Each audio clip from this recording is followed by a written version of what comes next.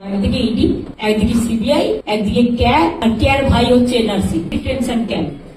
আসামে আপনারা দেখেছেন এরা মুসলিমদের তো টোটাল রাষ্ট্রহীন করে দিতে চায়। দুই হচ্ছে এর মধ্যে হিন্দু আছে, বৌদ্ধ আছে, শিখ আছে, জৈন আছে, পারসিক আছে।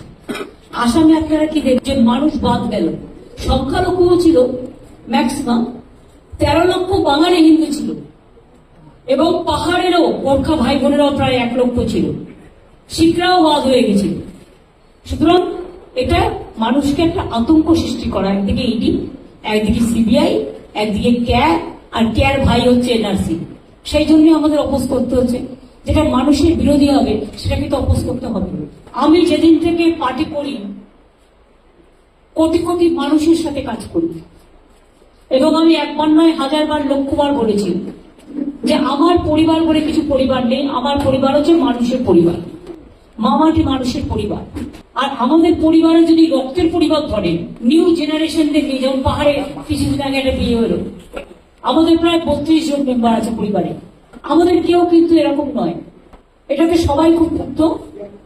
এবং আমি সরাসরি বলছি, বড় হলে অনেকের লোভ একটু বেশি বেড়ে যায়, পরিবারটাকে বাদ দিয়ে যে যার খেলা খেলে।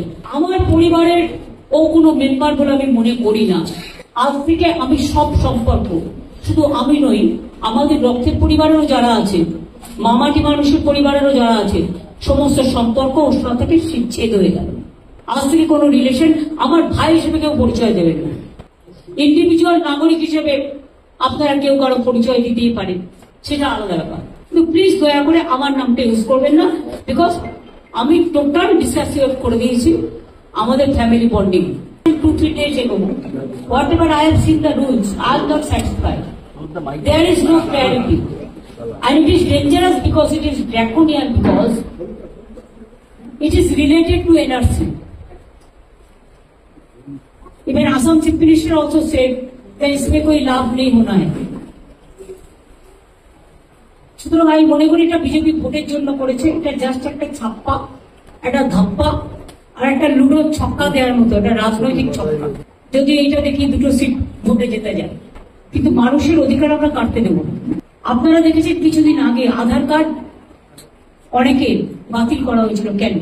সঙ্গে সঙ্গে কেসটা আমার কাছে আসে এবং আমি ধরি, এবং আমরা বলি আধার কার্ড যদি বাতিল করা হয়, মানুষের সব সুযোগ সুবিধা বাতিল হয়ে যাবে। তাহলে আমরা কিন্তু অল্টারনেটিভ কিছু করে দেবো, যাতে তার সুযোগ সুবিধা বাতিল না হয়, যাতে তার সুযোগ সুবিধা বাতিল না হয়। এটা কিন্তু শুরুয়াত। যখনই আপনি আবেদন করবেন, এই যে কালকে বলেছে যে না কিছু করা হবে না, সেটা রুলসে নেই কেন? যে 4টে ফর্ম শুধু আপনি দিয়েছেন, এবং তাতে আপনি বলেছেন বাবার বা